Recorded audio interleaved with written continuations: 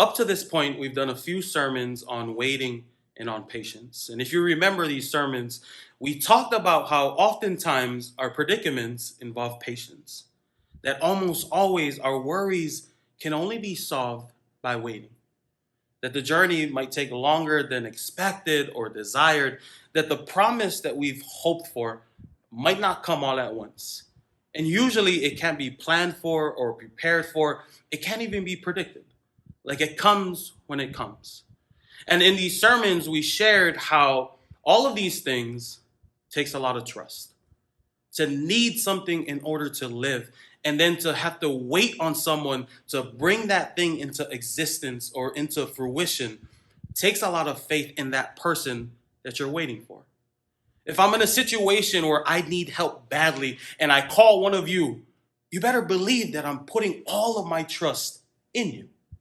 So every second that I wait, even though I'm worried, I'm faithful that you're going to come through. Hopefully. But we also know that we live in a society in the West where in this day and age, everything about our existence is anti-waiting. One of my friends called it the microwave timing. So we put a meal in, we press the desired time for cooking, and then our meal is prepared almost immediately, which has made waiting so uncomfortable. It's made waiting so painful and doubtful. This cycle of just putting something in and getting something back is so much more preferred because we can control it. We submit, we press, and then we receive. We submit a prayer request, we press the issue a few times, and then we get results. Like instant cup noodles, we put, we press, and then we get. But like I've been saying over and over again, there are certain promises in our lives that can only be fulfilled with patience. There are certain battles in our lives that can only be overcome by waiting on God. And still, no matter how many times we hear these words, no matter how many times we hear sermons like this, when we're going through something that's tough, when the going gets tough, and we need things to hurry up and happen, patience and faith and everything else that's good inside of us goes out the door. And I was looking for the perfect example to capture what I'm trying to say over and over again in these sermons so we can see the impatience we as Christians sometimes have towards God. And surprisingly enough, I found it in a kids movie. So let's watch this clip real briefly. Officer Judy Hobbs, CPD, how are you? I am doing just Fine. as well as I can be. What Hang in there. can I do Well, I was hoping you could run a play. for you Well, I was hoping you could. today? Well, I was hoping you could run a play for us. We are in a really big hurry. Sure. What's the plate 29 T number? 29 THD 03.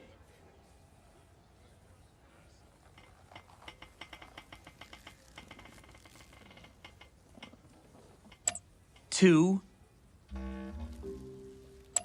9, THD 03.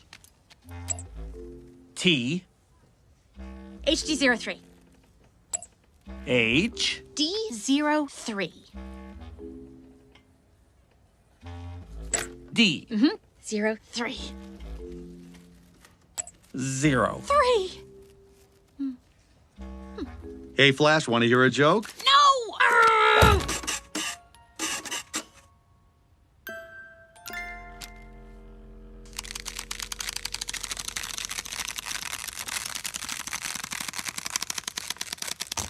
Here, Yes, yeah. Hurry. You- Thank you. 29 THD 03. Go. It's hurry. We gotta beat the rush hour in. It's night. So just leave it to this Disney movie to capture our impatience the best. So this is what usually happens. We come to God for something, and God doesn't respond as fast as we want God to respond. And so we push and we push, Days go by and it feels like God hasn't responded or isn't moving or sleeping somewhere. And so we push harder and harder. And after a while of just nonstop pushing, it feels like we're finishing God's sentences. God tries to say something. We rush straight to the end and we're saying, hurry up, God, and talk. Hurry up and move. Hurry up and get to the point. We're finishing sentences, we're predicting promises, we're commanding conclusions, and we feel like God is this creature that's talking a word every minute or a sentence every 10 to 20 years, when really it's not God being slow. It's our faith being tested, like faith usually is. And in the discomfort and the pain, we start dictating the negotiation and stop trusting the relationship. And in the process, we start letting go of the promise. We stop trusting the covenants that have already been made and are in the making. Today, this is the third time that God brings up this covenant with Abraham. The first time he brings it up, Abraham loses his home. The second time God brings up this covenant, Abraham loses his security. And now this is the third time he brings it up, and Abraham loses his name. I don't know about Abraham, but if this was me, I would have passed on this covenant thing a long time ago. 3 times God is making a promise. And every single time, Abraham loses something. It seems like a con job to me. It's just selling dreams at a hefty price. And every time we read this passage, we're always focusing on what Abraham is going to gain, which is important.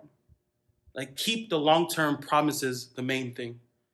But if we never acknowledge the sacrifice, we run the risk of misinterpreting the call. Just think about this. It took years, even decades, for this promise to be fulfilled. In Abraham's first encounter with God, the text tells us that he was 75 years old. Today's text tells us that he is now 99 years old. And still, the promise has not been fulfilled. Abraham does not have a son. There is no multitude as numerous as the stars in the heavens or as much of the sand in the desert. It's like every time God shows up and says to Abraham, I'm promising you this, but first, you got to give up this. Next time he comes, he says, Abraham, I'm promising you this, but first you need to give up this. Now he shows up again and he's saying, Abraham, I'm promising you all of this, but first you need to lose this as well.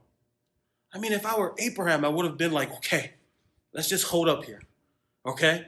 We're 24 years into this thing and I don't have nothing to my name. I lost my name.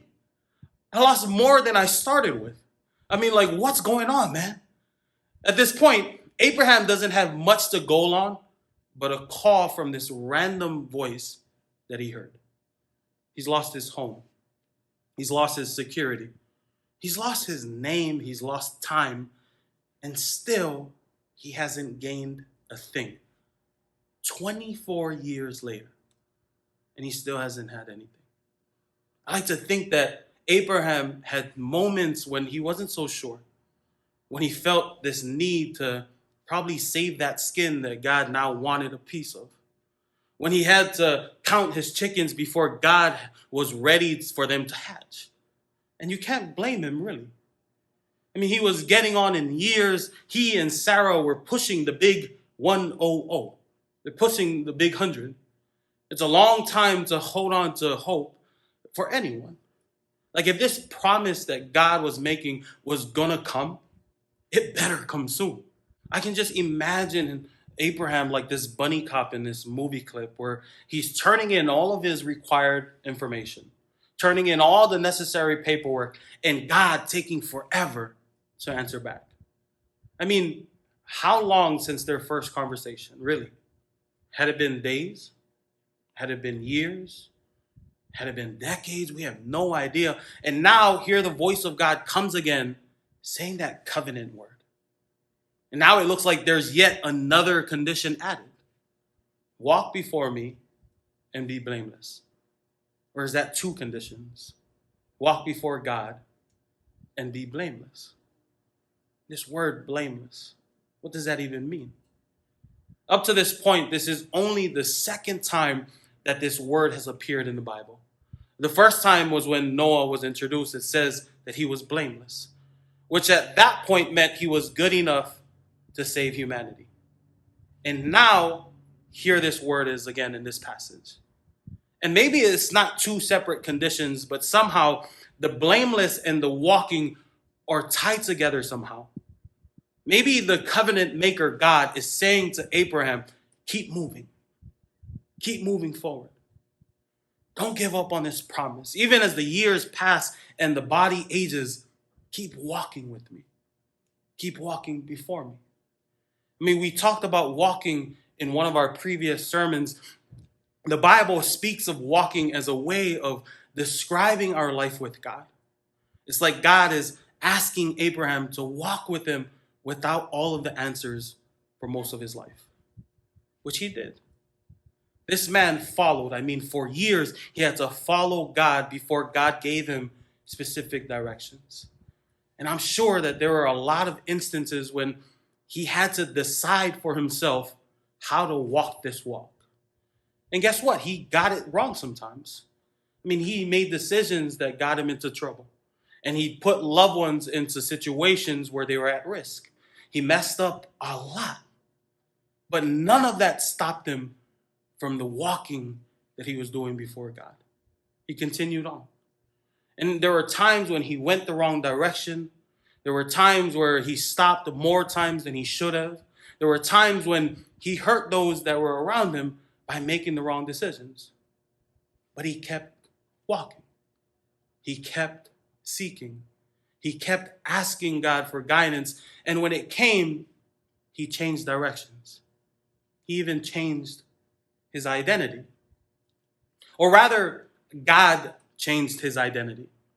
I mean, he was Abram, the exalted father, but he became Abraham, the father of many. So God was the real exalted father. Abraham became the one that walked with God, the one that others would follow. And in a spiritual sense, Abraham's faithfulness gave birth to a multitude of children who also desired to walk before God with as much faith as Abraham did. But let's not overlook the importance of timing in the story of Abraham and Sarah. You see, our culture is one of instant gratification. If we don't see the change we want immediately, then we're likely to abandon the path.